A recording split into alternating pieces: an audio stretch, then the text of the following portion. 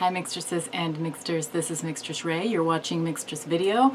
So I'm going to do kind of a, I don't know, part 3 on my whole tarot culling adventure.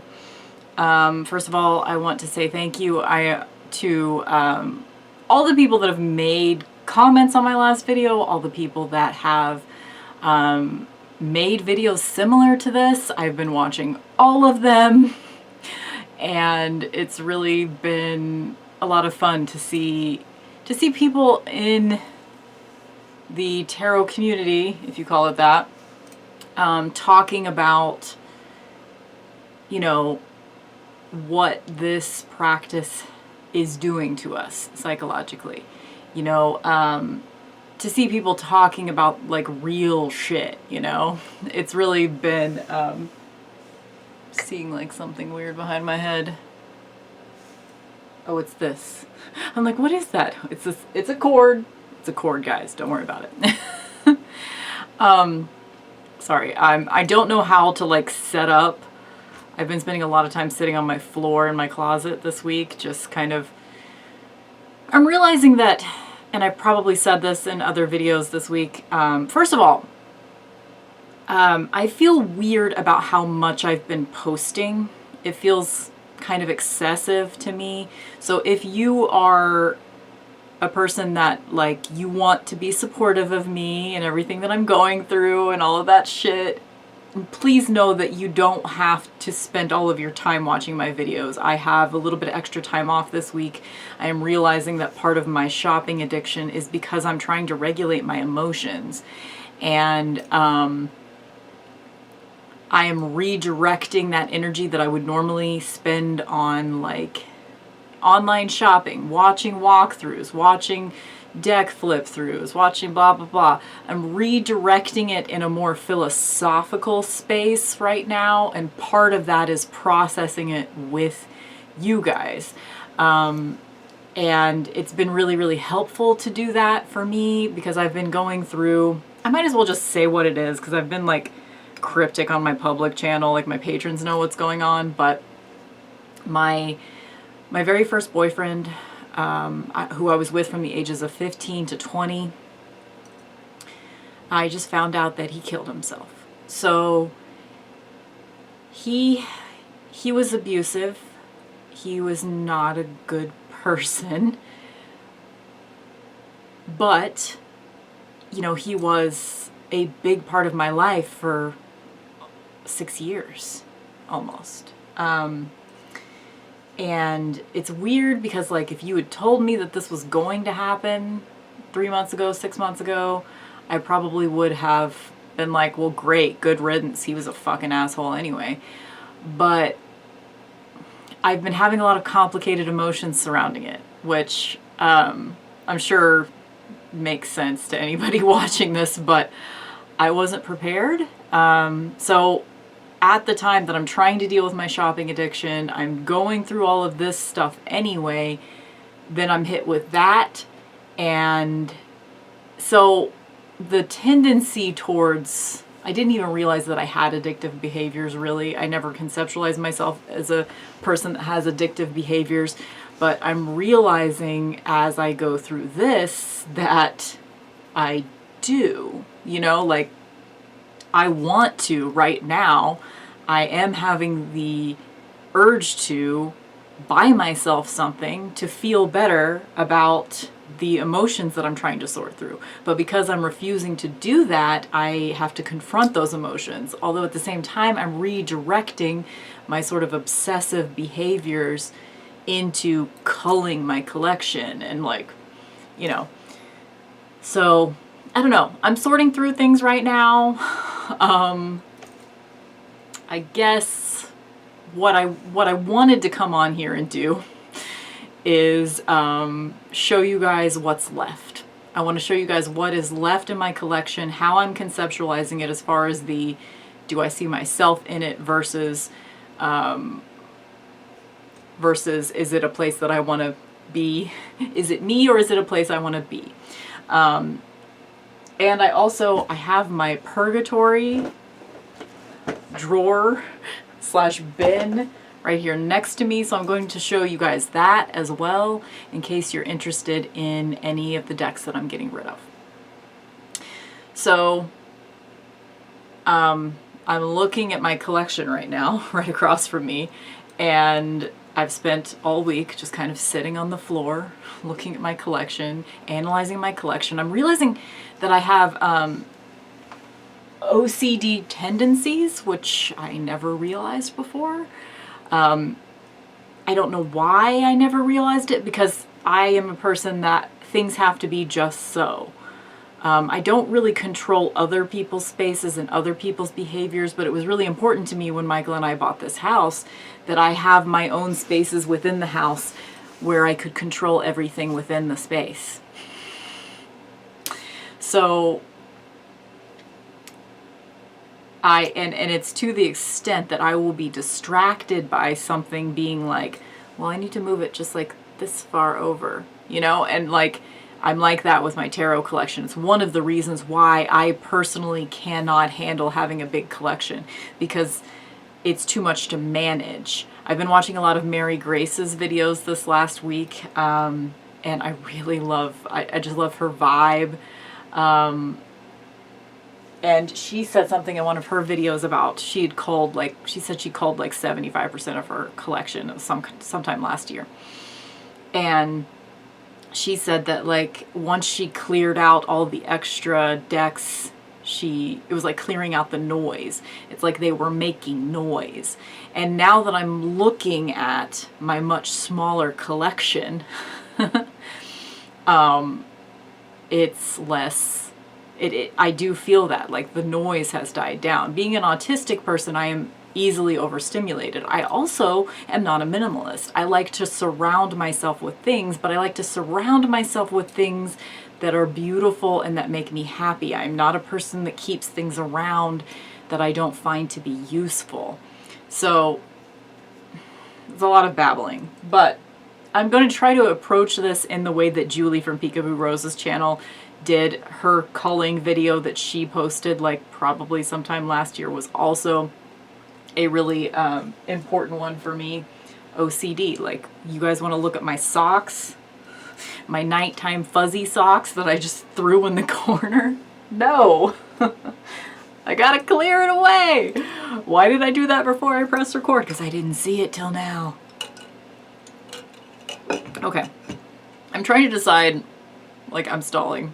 Oh, I'm trying to approach it the way that she did in her video. Hers is also one of my favorite of the culling videos that I've gone over lately. She started with talking about her whole process of culling her collection and how brutal she is, how like Queen of Swords. I'm trying to like invoke that right now. That Queen of Swords, just like cut it out. Because I want everything to be useful. I don't want to have that moment, because I found out about my ex last week. This is kind of part of what started this process. I mean, I was already kind of in the mindset of all of this stuff, but what started the process of me really culling was that I sat down after finding out this news, and I was having all these emotions. You know, I was going back and forth, having the weirdest thoughts, you know, like, well, good riddance, he was a fucking asshole anyway. And then I would be like, but what if I could have helped him? I mean, we haven't had any contact in 17 years. Like, I couldn't have fucking helped him. And I wouldn't have necessarily wanted to help him. And then I was flashing back to, sorry you guys, I'm gonna be all over the place. Like I always am, but it's worse whenever I'm when I don't know how to sort through emotions. Usually I just become quiet until I've figured it out. But right now I'm sorting through things on the internet. So this is new for me. I know I'm not the first. What was I trying to say? So, not that I would have been talking to him. What was I about to say about that? I don't know. We haven't spoken in 17 years. You know, I wasn't planning to talk to him again, ever. And I didn't even realize how much I I don't want to say how much I think about him, because I don't necessarily think I think about him, but it's like him being gone has made all of my memories of him surface again. And so I'm reluctant to use this word, but you guys will know what I mean. I'm kind of re-traumatized in a little bit of a sense, like just realized I like curled my knees up to maybe that's why I'm sitting on the floor a lot right now. I mean, I'm okay. I really am. It's just been strange. It's strange. I'm having a lot of strange thoughts. And, what I was starting to say, there was a moment, he was very controlling and very manipulative. He also had a history of self-harm. And when we were breaking up, back in like 2003, I think is when we broke up. I think. Not that you guys care. But when we were breaking up, there was a suicide attempt. And at the time, I was done. I was done. It wasn't the first time there was a self-harm situation that was meant to control me. Or that's how I conceptualized it at the time. I thought, okay, he wants attention. Sorry, I'm not good at eye contact even when it's fake eye contact. So that's why I'm just like always staring at something else. So at the time I thought, okay, he just wants me to come over and make up with him, because we were talking online. Our breakup was online on ICQ Messenger. At the time I was like, he just wants me to come over. He wants us to make up, and he knows that if he can get me there, that I will fall back in with him. And I knew that I would if I went over there. But I also was like, but what if this is real? What if this is a real suicide attempt? Because he was telling me he had taken a bunch of pills and blah, blah, blah. And I had to take it seriously. And I told myself, even though I don't believe that that he's really doing this, I need to take him seriously. And so I called the cops. It's like the only time in my entire life I have called the cops. Even at work, you know, like I'm a public servant. I work at a public library. Like that's something that we in the past had to do frequently. We have now become a lot more mindful about that because of, you know, police shit. Like calling the police is absolutely the very, very, very last thing on our list now. But back in the day, even then, like I was not the one. I was not the one that was going to make a decision to call the police. Like unless there was absolutely nothing else that could be done. But I was like, I have to do that in this situation. I mean, he's a white guy. Like nothing bad was going to happen to him. They were just going to go check on him. And he gets back online after the police come and talk to him. And he's like, I convinced them that I'm fine, but I'm not. So it's weird because like, I keep saying the word weird. It's not really the right word. But, you know, I've always conceptualized that as him wanting me to come over, and it wasn't an actual suicide attempt. But now that he has taken his own life, what if it was a real suicide attempt? What if I actually saved his life that night? And he has a daughter I didn't know about. I don't know how old I don't know anything. I don't know anything about his life at all.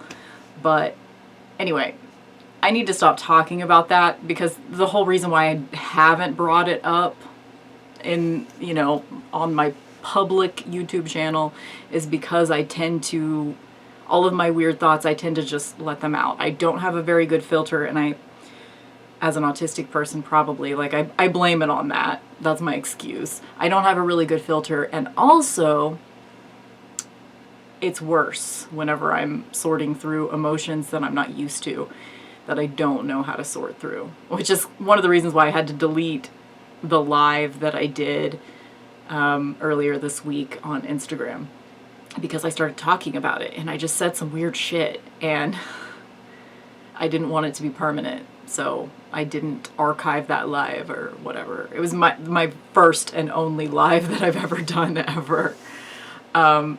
Anyway, I was supposed to be talking about tarot. I think I'm not going to get them all out. I'm down to 22 tarot decks and 17 oracle decks. I'm just going to list them for you. I'm going to list what's left and how I conceptualize it. So tarot decks that are, the category is tarot decks that are a big part of my tarot process, of me learning tarot. Sorry to just like go out of such a serious subject just to talk about fucking tarot decks, but that's just where I'm at. I know you guys are going to understand, so thank you. Huge shout out to Shane in the Universe. Just discovered his channel. He has a great video about like tarot deck collecting and addiction, and it was really beautiful and insightful. I will try, or it's one of the ones that I linked in my original video, and I couldn't remember his name in that video, but he seems like such a genuine, emotionally intelligent person, and I really appreciate his approach to any subject I've seen him talk on, and I've been like binge watching his videos the last few days. So anyway, so tarot decks that are in the category of they were a big part of my tarot journey, therefore they are a part of me. That is Wild Unknown, although it's in timeout right now. I don't love Wild Unknown anymore. I don't know if it's permanent, but it's such a part of my tarot learning process that I'm not thinking about getting rid of it yet. Wild Unknown, Modern Witch, RWS, Marigold, Tarot of the Cat People. Decks that I really see myself in. Okay, I'm not going to be able to do it as a category like this because I'm going to forget where I am. I'm just going to go through and name all the decks that are left. How about that? Modern Witch, Darkwood, Marigold, RWS, Tarot of the Cat People, Shadowscapes, Mystic Mondays, Sasarai Beto. That's my like client deck. That one, I don't really see myself in that deck, but it's so perfect for client readings that like I don't need to see myself in it. I love it, but it's really mostly for other people.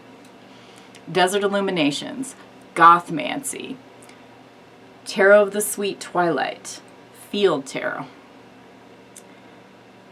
Dame Darcy's Mermaid Tarot. I'm sorry, I'm just like looking at them over there. Halloween Tarot, Dark Angels, Children of Litha. Children of Litha is kind of like it's on the precipice of being in the purgatory drawer because it's so beautiful and it's so well thought out, but I never use it. But I know that Zia Hunt is going to create more tarot decks, and her concept is that they will be able to be mixed together so that you can kind of choose your favorite emperor from her 4 different witchy season decks, because she's going to have a Children of Ostara, Children of Mabon, Children of Yule. Eventually she will have all of those things, and I'm going to be tempted to buy them. So do I hold on to Children of Litha and wait it out and make a huge mixed deck? I mean, that's going to be a huge investment of money. But anyway, I still have Children of Litha. I could talk about what I feel about Children of Litha for like an hour and a half, but I won't do it yet until I do my deep dive. Santa Muerte, Egyptian Tarot. That's one of the ones that's like it should have been in the category of it's important to my tarot journey, because I've had that one since the year 2000. Moon Power and Nightmare Before Christmas. That's my entire, oh wait, Trionfa della Luna. I'm pointing because it's in the other room because it's my working deck this week. Trionfa della Luna, Paradoxical Purple. That is the one that that's the last online purchase that I have made. So that's my collection. That's what's left. And with all of those, either it's an important part of my tarot journey, therefore an important part of me, or I see myself literally reflected. And I shouldn't say literally, because it's more like my fantasy self is reflected in the cards. And that is what I want out of the visualization of tarot. Mary Grace defines the fantasy self in a slightly different way. Like she defined it as if you were buying a tarot deck because of who you want to be, like an aspirational self that uses that tarot deck, then you're not doing it for the right reasons, which I totally agree with that. But for me, like, I don't literally want to see myself. I don't like realism in decks for the most part. I want to see when I say I want to see me reflected in the decks, I want to see the vampire version of me. I want to see the mermaid version of me. I want to see the fairy version of me. I want to see the mythologized self. I want to see the fantasy self reflected in the cards. So that's what I want, which is one of the reasons why a few of the decks that are in my purgatory drawer that I'm about to show you are there, because they are too realistic for me or something. So all of my decks that are left, and I'm going to try to explain the concept of seeing myself in it versus it being a place that I want to go to. I think in order to do that, I am going to pull out Field Tarot. So this being a deck that sorry, I've got a mirrored situation here. Plus I have this curtain like slightly open, which is why when I lean forward, everything gets bright. Because I just can't figure out lighting. I don't know how to light my own fucking face. I don't know what my angles are. I don't know how people look at their own face. It's distressing. Anyway, so this is one of the decks that, hello, maybe I shouldn't be trying to like hold up cards because it's just not really gonna work. This is one of the decks that, this is a place that I want to be, and part of the idea behind that is that if it's one of those decks, if it's not a deck I necessarily see myself in, but it's a deck that is I view as sort of kind of an astral realm, although I don't really know how that stuff works. If I view it as an astral realm, if I view it as a place that I can go to, this is one of my favorite cards, the Two of Pentacles. If I view it as a place that I can go to, there we go, maybe, then there has to be enough space. There has to be room for me. If I'm not reflected in the cards, if it doesn't really feel like my vibe, it doesn't have to be a literal, like I'm seeing myself, or I'm seeing myself as a mermaid. It doesn't have to be that literal. But if I'm not in it, if it isn't my specific aesthetic, then there has to be space for me. Like if it feels like a realm that I can visit, there has to be space for me to exist within it. I'm unintentionally rhyming lately. That's new. Does that make sense? I hope that makes sense. If not, whatever. I'm always working things out. I call myself a process queen because I really don't talk about things once I figure them out. Once I've wrapped my head around something, I stop talking about it, which I think part of the reason why I am drawn to over collecting tarot decks is because I'm afraid if I stop collecting, if I stop buying new tarot decks, that I will stop. That I will decide that I'm done thinking about it. I'm afraid that if I stop buying tarot, I will stop thinking about tarot, therefore it won't. It's been my special interest, as they call it when you're autistic, when you are obsessed with something, they call it your special interest. It's been my special interest for almost 3 years now. So, and I really, really like it. It's more fulfilling than other special interests that I've had because there's a lot to uncover within tarot. And I'm afraid, I am somewhat afraid that if I am not getting new things to kind of spark my excitement in tarot, that I'll stop loving it as much. And it's not like Meg asked like what my collection's going to look like in the future. I think she was afraid that I was going to stop getting tarot decks or something. I don't think that I'm going to stop wanting new tarot decks. Like, I'm going to want new tarot decks. Like, there are certain artists that I love their work, and I probably will support them in whatever they do in the future. Like Abigail Larson, Zia Hunt, Amrit Brar. Like, that's just like an automatic gonna back your Kickstarter, even though I fucking hate Kickstarter. Like, I'm gonna do it because I'm gonna pre-order. I'm gonna do, you know, all that. Anyway, I'm babbling. I'm just babbling and I'm losing my thread. I know you guys can understand. It's summer and it's really hot, so it's like, I don't know. Thanks for putting up with me lately, guys. Okay, so now I'm going to show you. So this is how this is going to work. I'm going to do it the way that Julie did it because I love her and I want to be like her. So here's how it's going to go. If you want one of these decks, I will have the list of what they are and how much I'm going to be charging for them. I'm not going to charge much for most of these. It's going to be based on, like, you know, me just needing to recoup a little bit of expenses, you know, and mostly cover shipping. Like, I'm not gonna go too crazy on that. But here's how it's gonna go. Email me. Do not comment on this video. Email me. If you're one of my patrons, then you get priority. Email me, let me know. I will take payments via PayPal. I will email me and tell me the email to send you the invoice. And then if you don't pay within 24 hours, it's going to go to the next person.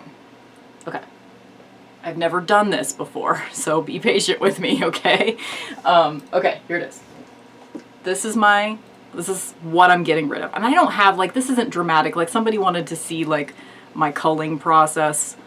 It's not dramatic. You know, I started out this week with like 28 tarot decks and now I'm down to 22. I started out with like 19 oracle decks and now I'm down to 16 or something. It's not dramatic.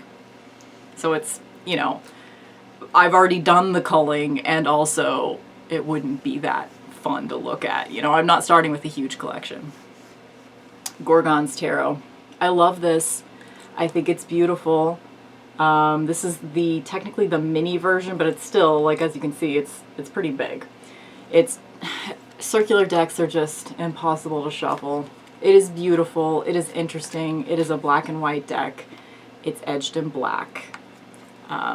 It was $10, including shipping. In fact, I think the shipping was free. I just ordered it from Schiffer, I think was the publisher, and it just came wrapped in plastic. It didn't have a box. It didn't have a guidebook, so you will get this just sort of generic purple drawstring bag that comes with it. It will come with it for you. It didn't come with it for me. I just like these little velvet bags. Okay. This one, I'm a little undecided about it, so you might email me and I might just say, I'm sorry, I decided not to get rid of it. Sorry for the indecisiveness, but white Numen. So if you really want this, probably just pay the $20 to get it yourself. But this is just one where, like, I don't see myself in this deck. I think it is so beautiful. I really loved using it for a couple of months, but then I stopped using it. So that's just how that goes. Lost Hollow. This is another one that, like, I love it, but the keywords bug me. The Thoth symbolism that is in it bugs me, and I think if you're gonna have a 3-color deck, for me, red is not the one for me. I will say I edged it in red Sharpie, and it did, I don't know if you can tell, but it did bleed quite a bit. So if that's gonna bother you, do not express your interest in this. It still has the extra 2 cards because there's an extra strength and an extra justice. They are not edged in red though, because those are not the ones that I used. But it's just a red Sharpie, so you can recreate that if you want. Thank you to Rachel who sent this to me. I should have known it was too realistic for me. I think we both had kind of the same reason why it didn't work for us, but it's Tarot de Saint Croix. This one, I didn't do any, well no, I did. I did an alteration to this deck. I don't want to take the time to go through and look, but basically there's an erect penis on the devil card and I covered it up. I didn't do a bad job. It doesn't look terrible, but if you want the original imagery, that card is altered. Spacious Tarot. This is the one I'm probably going to like actually charge a little bit for if you're not one of my patrons, because I just bought it and I immediately realized it doesn't work for me and I spent $50 on it. So I'm not going to charge that much, probably just 30 or so. But I mean, you can see down below, I'll have prices on everything. And also just within the US, unfortunately, like it just needs to be that way for me. Right now in my small town, I feel most comfortable going to one of my post offices in town has like a self-serve kiosk thing that's open after hours, and I feel most comfortable going after hours to use that. And with that, all I can do is priority mail within the United States. So next, the rest of them are Oracle decks. I have the Begin Oracle, another one this is great. This is a wonderful Oracle deck. It's 72 cards. It's a collage deck. It's beautiful. It's interesting. It comes with this gigantic, it's instead of a workbook, or instead of a guidebook, it's a handbook. It's like giant. So the shipping might be a little bit more on this one. I will account for that just because I'll have to, it might not be more. I'll probably just need to put it in a bubble mailer or something. Anyway. Thank you to Sue Wren who sent this to me from my wish list, but it just did not work for me. And that is the Mystic Mondays Crystal Grid Oracle. The cards are not consistently cut. Like, I don't want to show you what I mean because I don't feel like getting it out. But in any case, like when you shuffle it because of the octagonal pattern of the cards, they will settle in different angles, and it's not perfect. So it feels jagged when you get it together the wrong way, and it would be really hard to keep it the right way. I'm sure other people have done reviews and said what I'm trying to say much more eloquently. So thank you to everyone who has engaged in any of my bullshit lately. I've been posting like a video a day, which feels really excessive. Like, why am I seeking internet validation right now? But y'all are being really sweet to me and it's helping me through. And I see the people that comment on my videos as real whole human beings, you know? So I don't feel like it's a parasocial relationship if people are, and maybe I don't feel that way because I'm the person people are paying attention to. I don't know. My videos have been getting a few more views lately, like nothing crazy, but enough to where I'm starting to think like, am I gonna start feeling like I'm important, or like I want to keep that shit in check because I'm not important. I'm just a person sitting in my closet with a camera pointed at my face. Everyone we are all the same level of importance in this world, you know? I don't know. Anyway, I'm also like getting rid of Spirit Halloween Tarot. I'm realizing like I see it, but I'm gonna use it for like collage purposes or something. I'm not like getting rid of it. Anyway, thank you guys for listening to my process. 35 fucking minutes. Thank you.